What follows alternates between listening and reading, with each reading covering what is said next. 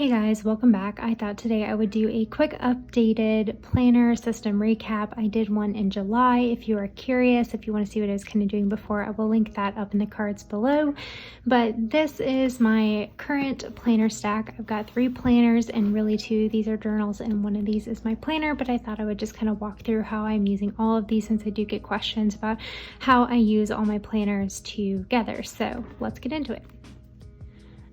So I am currently in pocket rings as my main planner. I really like having a ring-bound planner to be my task focused along with appointment scheduling system. So in here I will put down all of my pre-planning, any future events that need scheduled. This is where I'm going to be putting those down, trying to figure out what I need to do.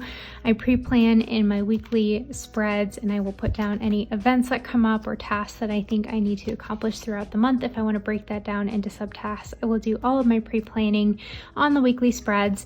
And then finally, I do use a daily within my ring bound planner as well, because I find this helps me really focus in on what needs to be accomplished on a day-to-day basis. And I won't do a whole lot of pre-planning when it comes to the daily. I'll kind of start filling out the next day. So today is currently Thursday. I'm starting to fill out Friday, but I won't fill out anything ahead of that. And this just lets me see exactly what I need to get done without being overwhelmed by everything that is set aside for the rest of the week.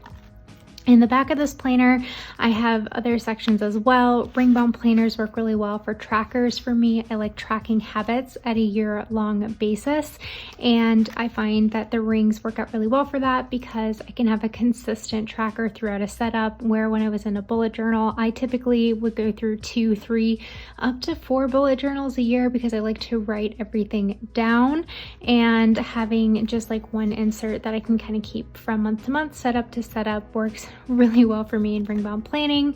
I have sections back here to keep track of like cleaning and measurements and monthly reoccurring tasks that I need to do.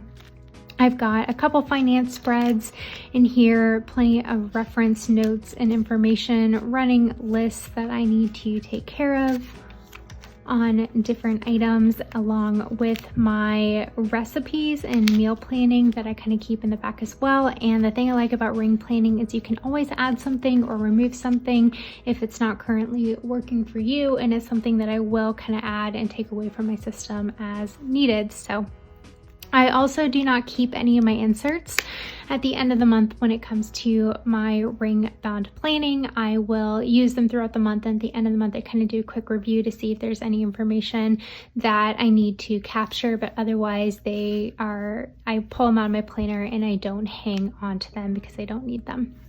I'm currently in a Gillio Pocket XL in the color yellow. I will leave the list of the typical insert shops that I purchase printable inserts from, the paper that I use, along with details on this cover if you are interested. The next planner in my system is my oldie but a goodie. This is my Hobonichi Cousin. This is the A5 size. It is the largest planner that Hobonichi offers. This has monthly, weekly, and daily spreads, and this served as my main planner in 2019, but has sort of become my planner and my archive, my memory journal, my memory keeping, whatever you want to call it. In the monthly spreads, I will put down sort of high-level events and appointments so that I can find things at a glance, but otherwise I primarily use it as a highlight of the day, and it gives me an opportunity to kind of work through my character stickers. Sometimes I will habit trackers over in the sidebar. Lately, I've just been experimenting with writing down my goals and tasks for the month because I think that is something that I want to see at the end of the year. In my weekly spreads, I do a hybrid of pre-planning and memory keeping. So I will sit down on, say, like a Friday or Saturday, and I will plan out my week in advance. I will put in things like my work schedule, events, appointments, any date-specific tasks, and then I will go through at the end of the day and sort of marry up my ring-bound daily insert with my Hobonichi Cousin, and I will kind of backfill in any of those additional tasks, events, and along with memories. I add a ton of memories to my weekly spreads, such as like quotes that maybe my husband said, a movie that we watched, music that I have been enjoying, or maybe I had a good positive win at work that I want to remember, or hit a milestone or anything like that. So there's lots of memories that kind of get tucked in here, along with given a character sticker so that it's easier for me to like find those events, and kind of gives me a visual trigger as to what those memories were. I have a lot of plan with me's for my Hobonichi Cousin weekly spreads. I will link that playlist up in the cards for you if you want to see kind of how those end up shaking out. This week I was trying doing just like a pure memory keeping spread, so I'm writing everything at the end of the day instead of pre-planning and then filling in. I think I prefer the pre-planning and filling in method because it feels a little bit less pressure, but this is overall kind of what they end up looking like, and I absolutely love these. I pull my previous year's cousin off the shelf all the time to look up when doctor's appointments were, if we want to remember when somebody said something or another, when we got together with some friends. It's all kind of in here, and it serves as both a functional pre-planner. It helps me get a game plan of what I want my week to look like, and having a nice visual vertical spread works really well for my brain, but then it also serves as my primary memory keeping archive, and this is the only planner that I keep at the end of the year. The Hobonichi Cousin also has daily pages here in the back. Let me show you a blank one really quick. You get a small time section for 24 hours of the day, 5 to-dos, plenty of grid space for the notes, and then there's also a quote, the month, the date, the day of the week, and what day of the year you are currently in. And you get a full page per day, including the weekends and the Hobonichi Cousin, so all 365 days are in this book. And I do sort of a hybrid of prayer journaling, daily journaling, and any sort of list or reference information that I want to be able to find at the end of the year. Some of it has really been more focused on the memory keeping this year for me, because I don't have a lot of stuff that I find that I'm really needing to reference, and I find that having some of that reference information in my rings works a little bit better for me. But I really enjoy journaling a little bit every day. I have no rules when it comes to my journaling. I just kind of put the pen to the paper, and whatever comes out comes out. Sometimes I write about my day, sometimes I write about what happened, sometimes I do creative writing. I could write an alternate ending to an episode if I didn't really like it. Sometimes it's about music that I'm really enjoying, something that my husband said to me that I am reflecting on. Sometimes I am venting about work, and just whatever I need to do that day is what happens. So definitely love using this planner as my archive. It is the only book that I keep at the end of the year. I think I mentioned that already. It does get a little bit chunky. I do get asked about this a lot because I do use stickers within this planner, but honestly, it's still very manageable for me to keep on my shelf at the end of the year.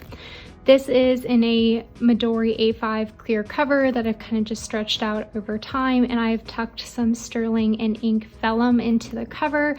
It doesn't go all the way around, but I absolutely love how this looks, and you can still see the Hobonichi and like name and logo kind of behind the vellum, so I really like that. I am currently on a PR team for sterling ink, so I will leave that discount code down below if you guys were out looking for some vellum for your planner as well. The final planner in my lineup is my Hobonichi 5-year journal, and I use this primarily to keep track of what actually happened each day. I fill this out in the morning for the previous day, and I'm working on my 2nd year of this 5-year journal. So you get a space for each year along with a blank page on the right hand side. In the past, I haven't really used this right hand page. Sometimes I put in some stickers and photos, and lately I have been trying to write down some more of the like little things that we have been into.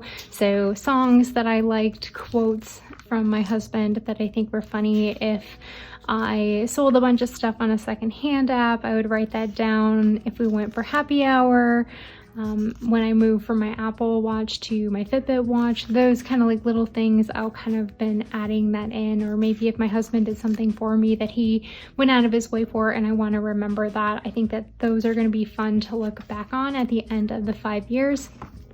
The Hobonichi planners use Tomoe River paper, and I pretty much exclusively use a Uni Jetstream ballpoint pen in 0.5 or 0.7, and I do use a pencil board in all my planners because I really prefer my paper to feel very smooth. But I have a Hobonichi brand cover that I purchased when I bought my 5-year journal as well, and it's held up really well, and this is something that I know I will keep long term. I spend a fair amount of time and energy filling out my cousin, and I really love the space that this allows me to have to journal, to put all of my journaling, memory keeping, and some of my pre-planning all in one place. And I do keep these because I like to flip back through them to find information. It's also sort of a walk down memory lane looking at all those spreads. But realistically, if say we were to move cross country, I probably wouldn't keep previous year's Hobonichi Cousins, but this guy would definitely make a move. So I do like to put a lot of focus to make sure that I'm keeping up with the 5-year journal, because this will be what I will keep long term, but these will probably hang around for 2 to 5 years. So that is my current planner and journal lineup. I hope that gave you a little bit of a glimpse into what I'm currently doing. If you have any questions about how I'm using these, let me know in the comments down below, and let me know what your current planner lineup is, or if you are planning on making any switches for 2021. If you've made it this far, thank you for watching, and I'll catch you next time.